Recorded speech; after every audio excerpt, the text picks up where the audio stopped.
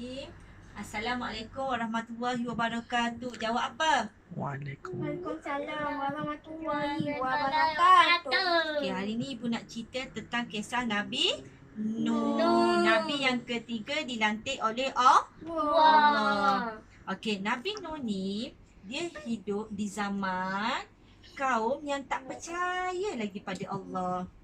Semua kaum zaman tu mensyirikkan Allah, tidak percaya pada Allah.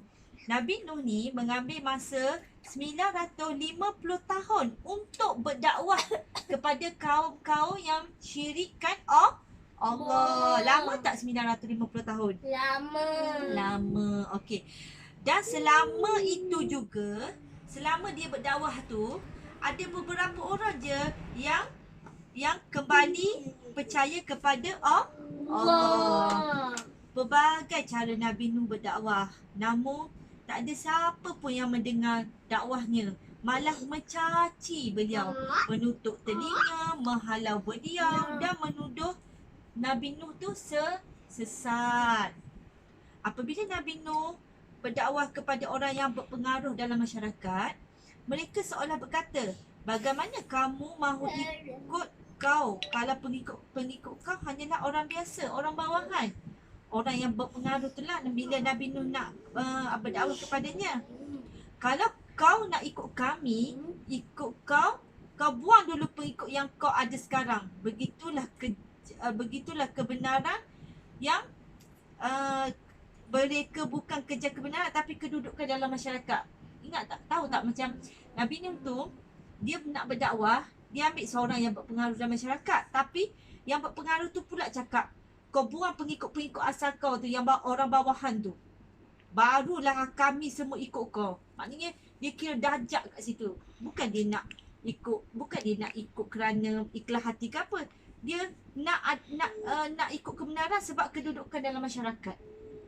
Macam orang pangkat besar semakin berpengaruh. Orang macam gini lah, orang kaya semakin kaya, orang susah semakin susah. Itulah dugaan Nabi Nuh nak berdakwah masa tu. Okey. Nabi Nuh masa tu dia tidak akan meninggalkan pengikutnya kerana mereka juga hamba Allah. Nabi Nuh tu kuatkan hati dia tak nak tinggal pengikut-pengikutnya yang dah ikut dia tu, sebab dia rasa pengikut dia tu pun hamba Allah juga. Dia tak pilih pun darjat. Faham? Lepas tu Allah berkata kepada Nabi Nuh, sudah tidak akan ada lagi orang yang akan percaya. Allah menyuruh Nabi Nuh berhenti berdakwah. Setakat itu sahaja pengikut Nabi Nuh. Hidayah Allah sudah tertutup buat mereka yang lain. Maknanya Allah berfirman, Allah suruh Nabi Nuh dah berdakwah. Ambil je pengikut-pengikut yang dah ikut dia. Yang lain tu biar je. Maknanya Allah dah tutupkan hati orang-orang yang tak nak ikut Nabi Nuh tu untuk mendapat hidayah. Lepas tu Allah perintahkan Nabi Nuh untuk membina sebuah kapal yang besar atas gunung. Allah ni dia perintahkan Nabi Nuh bina kapal yang besar. Dekat mana? Dekat atas gunung. Okey, dekat atas gunung. Lepas tu, okey, nanti tu ibu cerita Okey, lepas tu Nabi Nuh pun binalah kapal atas gunung tu. 100 tahun tau masa dia nak bina kapal tu di atas gunung, kapal besar tu. Orang ramai pun apa lagi, hinalah Nabi Nuh. Dia kata Nabi Nuh ni apalah, jadi tukang kayu pula. Buat kapal, orang buat kapal tepi laut, dia buat atas gunung. Orang ni, gila ke apa Nabi Nuh ni? Orang ni kata ke Nabi Nuh. Nabi Nuh tak peduli. Dia buat juga kapal sebab Allah dah suruh dia buat kapal kan. Bila kapal tu siap, Allah memerintah Nabi Nuh untuk bawa pengikut-pengikut Nabi Nuh yang ikut Nabi Nuh tu, kan? Dan semua haiwan-haiwan masuk ke dalam kapal tu secara berpasangan lah. Masuk dalam kapal yang Nabi Nuh buat tu lah. Bagaimana semua haiwan ini boleh muat di dalam kapal? Kapal tersebut sebenarnya sangat besar. Cuba fikir macam mana haiwan boleh masuk, pengikut Nabi Nuh boleh masuk dalam kapal tu. Sebab kapal tu memang besar. Memang besar. Apa ni yang Nabi Nuh buat tu? Ketinggian kapal tu seakan bangunan pencakar langit. Tahu tak bangunan pencakar langit zaman ada sekarang ni apa? KLCC, KL Tower. Kan? Itu tinggi. Tengok tingginya kapal yang Nabi Nuh bina. Faham tak? Besar. tu lebarnya pun besar. Jadi maknanya sebab tu Nabi Nuh bina ambil masa 100 tahun nak bina kapal tu.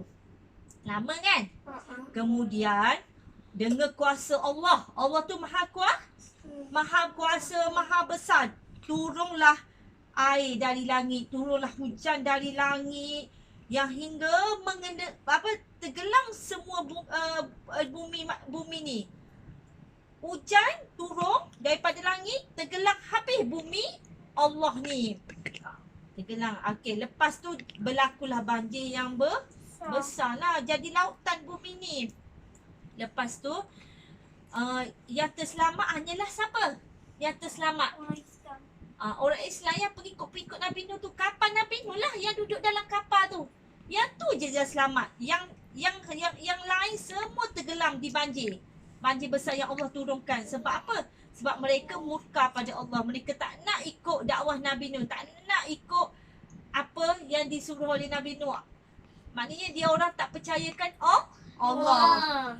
Nabi Nuh ada 4 orang anak lelaki. Nama dia Yam, Sem, Ham dan Japet. Yang tidak percaya kepada Allah. Dia enggan naik ke atas kapal dan mengatakan dia boleh tunggu di atas gunung. Pada masa yang sama Allah terus memisahkan mereka dengan ombak air dan menenggelamkan Yam tu. Kira yang tenggelam lah sebab yang tak nak ikut. Faham tak? Anak Nabi Nuh maknanya 3 orang yang terselamat kan. Jadi Nabi Nuh pun menunggu banjir tu reda. Banjir tu reda. Banjir tu dah surut selama 6 bulan. Maknanya selama 6 bulan baru banjir tu surut. Lepas tu setiap hari baginda menghantar burung untuk memeriksa keadaan luar kapal. Dan setiap kali burung itu kembali, ia kembali tanpa membawa apa-apa. Suatu hari burung itu kembali dengan membawa sehelai daun, iaitu petanda yang baik. Kali kedua burung itu kembali, terdapat kesan tanah di kakinya, iaitu petanda bahawa banjir itu telah tamat. Sama seperti ketika mula-mula ia dibina, kapal Nabi Nuh mendarat di atas sebuah gunung. Maknanya kapal tu memang duduk kat situ je. Bila banjir tu pun dah surut, kapal tu pun stay duduk atas gunung tu. Faham? Dengan kuasa Allah, semua pengikut Nabi Nuh yang terselamat tidak beranak pinak. Faham tak? Dengan kuasa Allah suruh pengikut Nabi Nuh ni, Allah supaya dia tidak ada beranak pinak. Maknanya keturunan Nabi Nuh sampai kat situ je. Tak ada dah yang beranak pinak. Maknanya mandor, tak boleh beranak dah. Faham? Hanya keluarga Nabi Nuh sahaja yang dapat melahirkan zuriat pada masa itu. Faham tak? Yang lain memang tak boleh beranak dah. Keturunan Nabi Nuh sahaja yang boleh melahirkan zuriat beranak. Oleh sebab itu, dengan kuasa Allah, Nabi Nuh digelar the second Adam. Kerana semua keturunan manusia yang hidup sekarang ni, kita ni pun sama tau. Yang hidup sekarang ni adalah keturunan Nabi Nuh. Sebab tu Nabi Nuh digelar the second Adam. Maknanya keturunan Adam tu dah tak ada dah lah. Sebab masa tu yang selamat kan Nabi Nuh kan, yang selamat semua pengikut Nabi Nuh kan. Bila banjir surut, Allah dengan kuasa Allah tak nak dah bagi pengikut Nabi pengikut Nabi Nuh ni beranak pinak. Maknanya keturunan Nabi Nuh saja yang beranak pinak.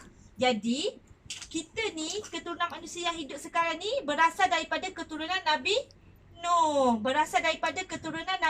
Nuh. Nabi Nuh ni hidup selama 350 tahun selepas banjir besar tu. Faham tak? Habis je banjir tu, Nabi Nuh boleh hidup lagi selama 350 tahun. Lama tak? Lama. Awak baru 10 tahun. Awak baru 7 tahun. Nabi Nuh 350 tahun. Habis kisah Nabi Nuh hari ni. Esok ibu cerita kisah Nabi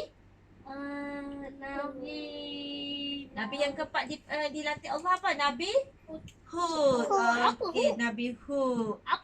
Sadaqallahul azim. Amin.